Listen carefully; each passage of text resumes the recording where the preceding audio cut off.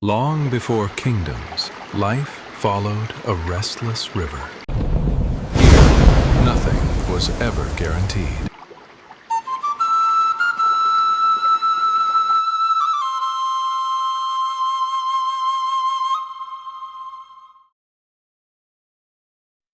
Facing the elements, one idea emerged early.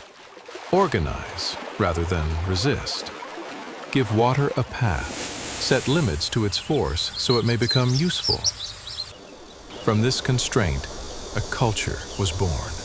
A culture of measure, of rhythm, of anticipation. Seen from above, the land begins to take shape.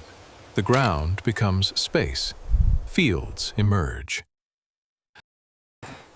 After the land is divided, comes the time of effort. Step by step, the body commits. Strength settles over time, and little by little, it leaves the body and enters the tool. The ancients gave form to this working force. A sign was born, tool placed upon the earth. With time, the tool changes, so does the sign. The form simplifies, the meaning remains. 这货确实很辛苦，是啊，但你看看这丰收的景象，我们这个冬天就能吃得饱饱的了。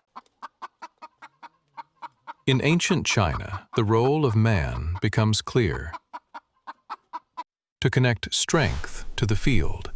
This essential function takes the form of a simple character, Nan. To name man is to name the one whose labor sustains the inhabited land. The one through whom a field becomes a village, and a village becomes civilization.